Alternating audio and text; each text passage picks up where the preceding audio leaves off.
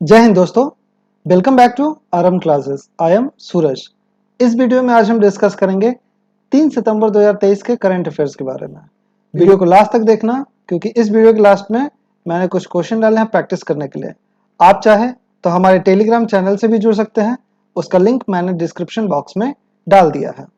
अगर आपको वीडियो पसंद आए तो लाइक करें, शेयर करें और चैनल को सब्सक्राइब करना ना भूलें। तो लेट्स स्टार्ट। पहला टॉपिक है आपका, कल सुबह 11:50 पर सूर्य का अध्ययन करने के लिए हमारा जो आदित्य L1 मिशन है वो सफलतापूर्वक लॉन्च हो गया है। ठीक है, तो 2 सितंबर की तारीख में भारत का पहला वेधशाला मिशन जो है आदित्य L1 श्रीहरिकोटा से अंतरिक्ष केंद्र के लिए सफलतापूर्वक लॉन्च हो गया, जो 125 दिन तक की अपनी यात्रा पर रहेगा।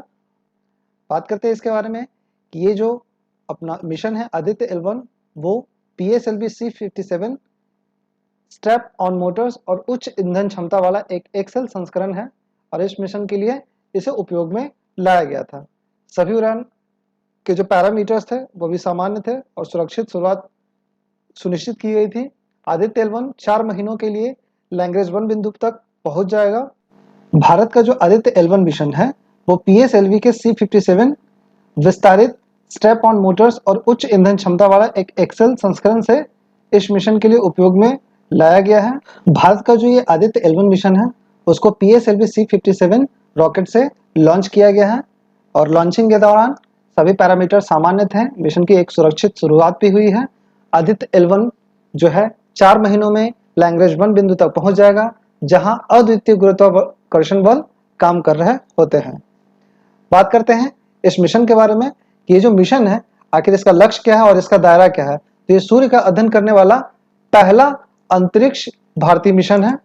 ठीक है, यह इसे PSLV एक्सेल प्रक्षेपण यान द्वारा प्रक्षेपित किया गया है और ये जो है ये यान अंतरिक्ष यान को सूर्य पृथ्वी प्रणाली के लैंग्वेज 1 बिंदु के चारों ओर एक प्रभाव मंडल कक्षा में रखा जाएगा जो पृथ्वी से लगभग 15 लाख किलोमीटर दूर है।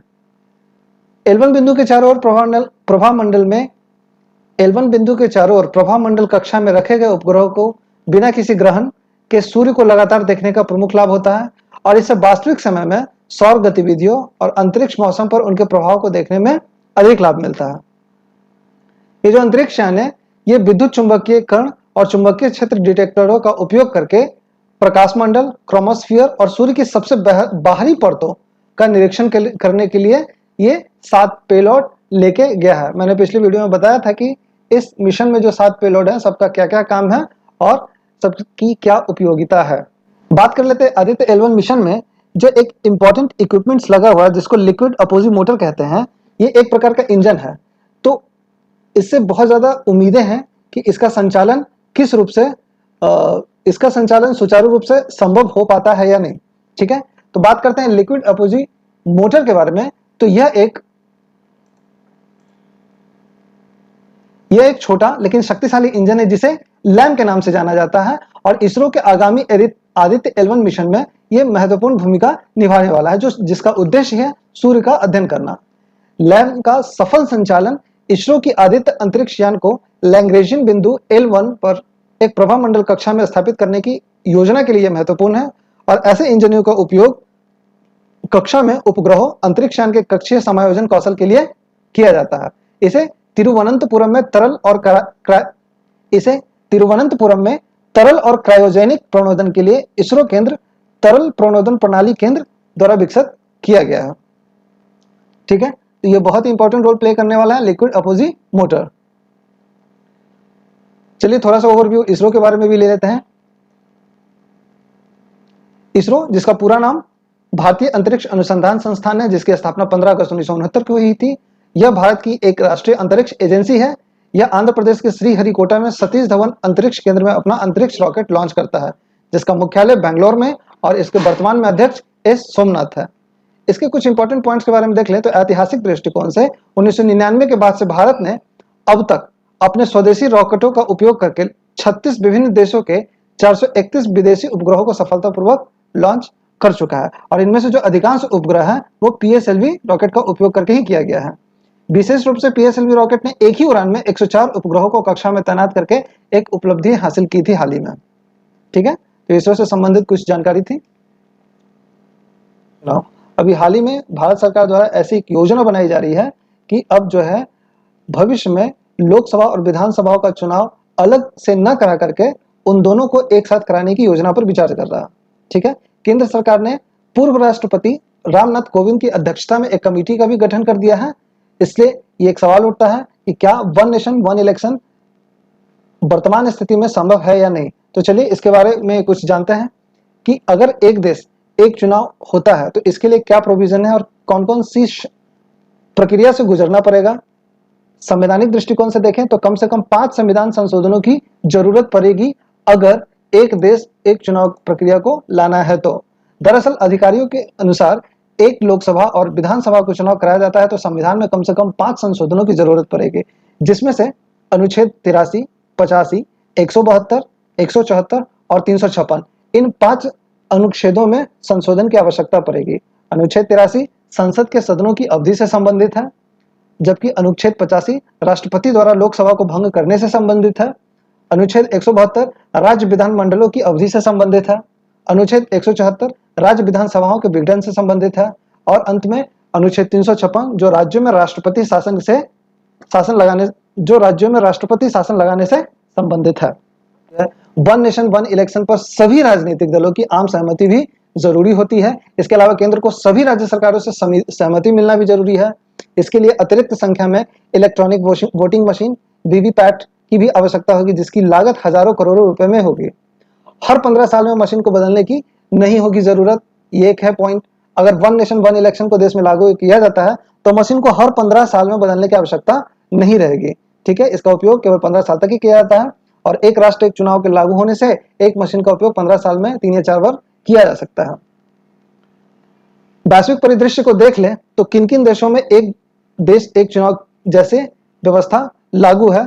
तो कार्मिक लोक शिकायत कानून और न्याय पर विभाग संबंधित संसदीय स्थायी समिति ने अपनी 79वीं रिपोर्ट में इस बात पर प्रकाश डाला था कि दक्षिण अफ्रीका में राष्ट्रीय और प्रांतीय विधानसभाओं के चुनाव एक साथ कराया जाता है जो 5 साल का होता है। स्वीडन में भी जो है राष्ट्रीय विधायिका और प्रांतीय विधायिका और स्थानीय निकायों के चुनाव हर 4 साल में सितंबर के दूसरे रविवार को होता है। तो वैश्विक परिदृश्य में यह व्यवस्था दक्षिण अफ्रीका में भी लागू है और स्वीडन में भी लागू है। ठीक है, बात कर लेते हैं कि भारत इस व्यवस्था के लिए क्या पहले से भी प्रयास करता रहा है या नहीं। तो एक देश एक चुनाव की बहस जो है पिछले 5 साल से शुरू हुई है। विधि आयोग ने एक मसौदा रिपोर्ट में सुझाव दिया था कि लोकसभा और राज्यसभा के लिए चुनाव एक साथ कराया जाए। केंद्रीय कानून मंत्रालय को सौंपी गई मसौदा रिपोर्ट में इसके पक्ष और विपक्ष में भी तर्क दिए गए थे। पक्ष में क्या तर्क था कि इससे खर्च बढ़ेगा, सुरक्षा बलों पर बोझ घटेगा। और विधि आयोग ने रिपोर्ट में कहा था कि सार्वजनिक धन की भी बचत होगी, प्रशासनिक व्यवस्था और सुरक्षा बलों पर बोझ कम होगा, सरकारी नीतियों का बेहतर कार्यान्वयन सुनिश्चित होगा। एक साथ चुनाव कराने से देश के प्रशासन को चुनाव प्रचार के बजाय विकास संबंधी गतिविधियों पर ध्यान केंद्रित करने में मदद मिलेगी। तो ये तो पक्ष में तर्क दिए गए थे जो कि वाजिब है। बात करें कि विपक्ष में तर्क तो देश और राज्य के मुद्दे चूंकि अलग अलग होते हैं तो ये एक देश एक चुनाव की व्यवस्था कराना असंभव सा लगता है। राष्ट्रीय और राज्य के मुद्दे चूंकि अलग अलग होते हैं तो एक साथ चुनाव कराने में मतदाताओं के फैसले पर भी असर पड़ता है। चुनाव चूंकि 5 साल में एक बार होंगे, इससे जनता के प्रति सरकार की जवाबदेही घटेगी। जब किसी राज्य में चुनाव समकालिक चरण तक स्थगित कर दिया जाता है तो उस राज्य में अंतरिम अवधि में राष्ट्रपति शासन लगाना होगा। यह लोकतंत्र और संघवाद पर आघात होगा। एक साथ चुनाव कराने का विचार 1983 में चुनाव आयोग की वार्षिक रिपोर्ट में रखा गया था। विधि आयोग की भी एक रिपोर्ट आई थी जो 1999 में इस बात का जिक्र करती है। 2014 के लोकसभा चुनाव से पहले भाजपा के घोषणा पत्र में भी यह शामिल था और नीति आयोग ने जनवरी 2017 में इस पर एक वर्किंग पेपर भी तैयार किया था। विधि आयोग ने अप्रैल 2018 में जो वर्किंग पेपर निकाला उसमें कहा गया कि इसे लागू करने के लिए 5 संवैधानिक सिफारिशें जरूरी हैं। सिंगापुर में जन्मे भारतीय मूल के अर्थशास्त्री थर्मन षणमुगारत्नम ने शुक्रवार को राष्ट्रपति चुनाव में जीत हासिल की।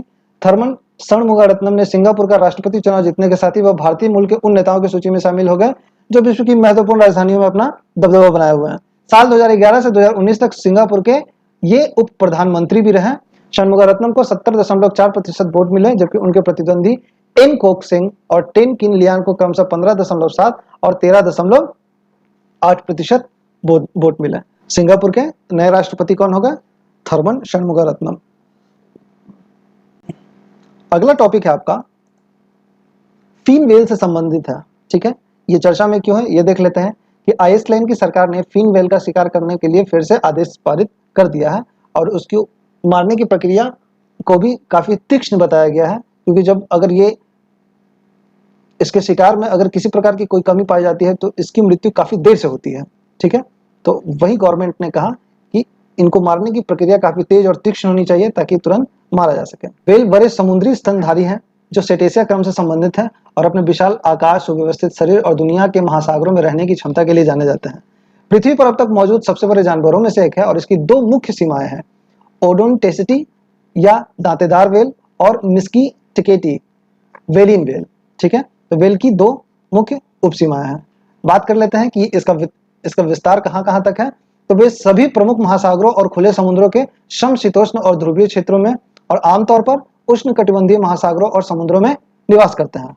ठीक है, वेल की कुछ आबादी ऐसी है जो प्रवासी भी होती है, जो भोजन के लिए बसंत और गर्मी के महीनों के दौरान ठंडे पानी में चली जाती है। शरद ऋतु में वे समशीतोष्ण या उष्णकटिबंधीय महासागरों में लौट जाते हैं। ठीक है, फिन वेल दुनिया का दूसरा सबसे बड़ा स्तनपायी है। ठीक है, और इसका नाम जो है इसकी पीठ पर पूंछ के पास आसानी से दिखने वाले पंख के कारण पड़ा है।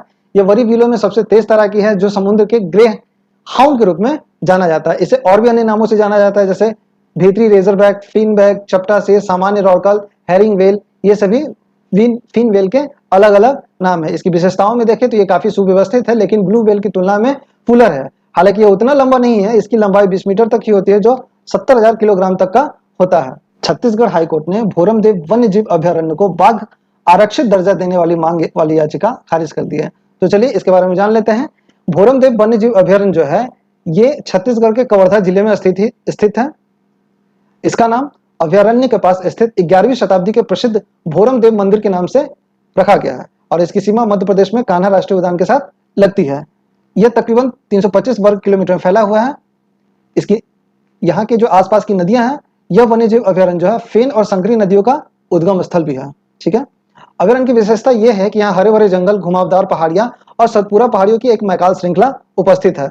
वनस्पति की बात करें तो घने जंगलों और खुले घास के मैदानों का मिश्रण यहाँ पर, और साल, साजा, तीनसा, कारा और हल्दू जो है ये वनस्पतियों की प्रजातियां पाई जाती हैं। बात अगर जीव जंतु की करें तो यहाँ विभिन्न प्रकार की वन्य जीव प्रजातियों का घर है, जिसमें आपका बाघ हो गया, तेंदुआ, जंगली कुत्ते, स्लॉथ भालू, सांभर हिरन, भौंकने वाले हिरन, सी हिटल, गौर और पक्षियों और सरीसृपों की विभिन्न प्रजातियां यहाँ शामिल है। 2 सितंबर को प्रेस इंफॉर्मेशन ब्यूरो के प्रधान महानिदेशक के रूप में मनीष देसाई ने कार्यभार संभाला है।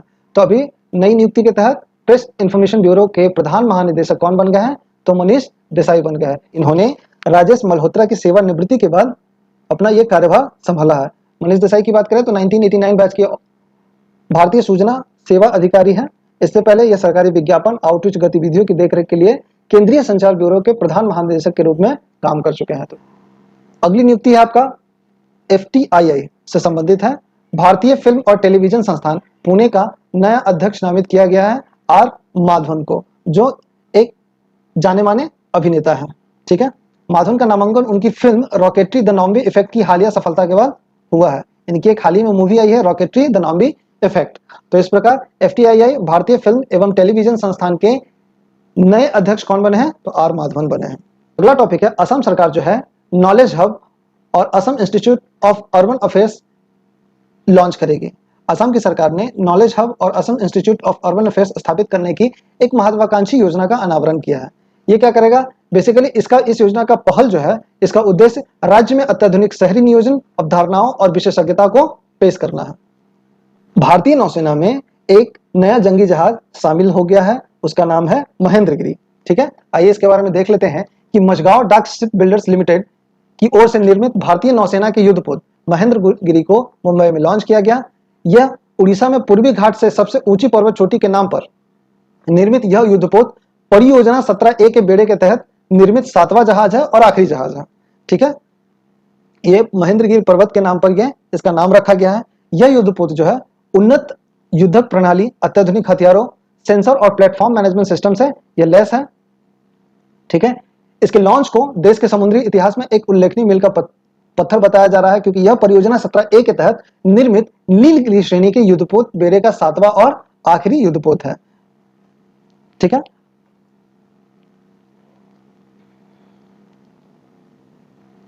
तो भारतीय नौसेना में एक नया जहाज सम्मिलित हुआ, उसका नाम क्या है? महेंद्रगिरी। अगला टॉपिक है आपका इफ्को साहित्य सम्मान 2023 से किसे नवाजा किया है? तो एक प्रतिष्ठित लेखिका है मधु कांकरिया, उनको इफ्को साहित्य सम्मान 2023 से नवाजा गया है। इफ्को द्वारा यह जारी एक इंफॉर्मेशन के तहत इस पुरस्कार के लिए काकरिया का चयन किया गया है। प्रोफेसर असगर बजाहत की अध्यक्षता वाली एक चयन समिति ने, जिसमें वरिष्ठ साहित्यकार डॉक्टर अनामिका, कवि कथाकार प्रियदर्शन और लेखक फिल्म समीक्षक रविंद्र त्रिपाठी भी मौजूद थे। ठीक है, तो मधु काकड़िया को इफ्को साहित्य सम्मान 2023 दिया गया है। चलिए बात कर लेते हैं इनके बारे में, एक संक्षिप्त विवरण लेते हैं कि मधु काकड़िया का जन्म जो है 23 मार्च 1957 को हुआ था और उनके 7 उपन्यास और 12 कहानी संग्रह ऑलरेडी प्रकाशित है। ठीक है, इनके उपन्यासों में पत्ताखोर, सेज पर संस्कृत, सूखते चिनार और ढलती सांझ का सूरज काफी ज्यादा चर्चित रहे हैं। अगला टॉपिक है आपका खान मंत्रालय के सचिव के रूप में किसे नियुक्त किया गया? तो खान मंत्रालय के सचिव के रूप में वीएल कांताराव को नियुक्त किया गया। ठीक है, वीएल कांताराव ने खान मंत्रालय के सचिव के रूप में कार्यभार संभाला।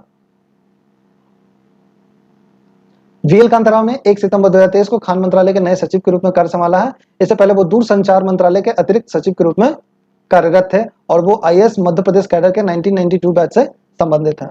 तो अगला टॉपिक है आपका अबू धाबी की एक एआई कंपनी G42 की इकाई फाइल पिंक इंस्पेक्शन द्वारा हाल ही में जारी दुनिया के सबसे उन्नत अरबी भाषा मॉडल को लॉन्च किया गया है, जिसका नाम है जेस। तो ये चूंकि एक काफी बहुत ही इंपॉर्टेंट टॉपिक है एआई से संबंधित, इसके डिकोडिंग लैंग्वेज से संबंधित, कि जेस जो है दुनिया का सबसे उन्नत अरबी भाषा का मॉडल, जेस दुनिया का सबसे उन्नत अरबी भाषा मॉडल जारी किया गया है। जैसे एक द्विभाषी अंग्रेजी अरबी मॉडल है। जेएस एक द्विभाषी अंग्रेजी अरबी मॉडल है जिसे पाठ और कोड के विशाल डेटा सेट पर प्रशिक्षित किया गया है। इसका उपयोग बेसिकली विभिन्न प्रकार के कार्यों के लिए किया जा सकता है। जेएस मशीन अनुवाद, पाठ सारांश और प्रश्न का उत्तर देना, ये इसका काम है। इसे 116 अरब अरबी टोकन और 279 अरब अंग्रेजी टोकन का उपयोग करके दुनिया के सबसे बड़े AI super computer condor Galaxy पर प्रशिक्षित किया गया है। यह ओपन सोर्स भी है, जिसका मतलब होता है कोई भी इसका यूज कर सकता है और इसके विकास में योगदान दे सकता है। JS hugging face machine learning platform पर डाउनलोड के लिए उपलब्ध भी है। तो ये कुछ आज के महत्वपूर्ण करंट अफेयर्स थे जिनसे एग्जाम में प्रश्न बन सकते हैं। ठीक है, आइए कुछ क्वेश्चन पे भी नजर डाल लेते हैं। अभी हमने डिस्कस किया कि खान मंत्रालय के सचिव के रूप में किसी नियुक्त किया गया है। तो ये इस प्रश्न का अभिष्ट उत्तर आपका वीएल कांता राव को खान मंत्रालय के सचिव के रूप में नियुक्त किया गया। दूसरा, भारतीय फिल्म एवं टेलीविजन संस्थान पुणे का नया अध्यक्ष किसे नामित किया गया है? तो इस प्रश्न का आपका अभिष्ट उत्तर है आर माघवन को एफटीआईआई पुणे का नया अध्यक्ष नामित किया गया है। अगला प्रश्न है, हाल ही में प्रेस इंफॉर्मेशन ब्यूरो के प्रधान महानिदेशक के रूप में किसने कार्यभार संभाला है? तो पीआईबी के प्रधान महानिदेशक के रूप में मनीष देसाई ने कार्यभार संभाला है। ये आज के कुछ महत्वपूर्ण करंट अफेयर्स और कुछ क्वेश्चन थे जिनसे एग्जाम में प्रश्न आने की प्रबल संभावनाएं बनती है। ठीक है, आज के लिए बस इतना ही, मिलते हैं अगले वीडियो में। धन्यवाद।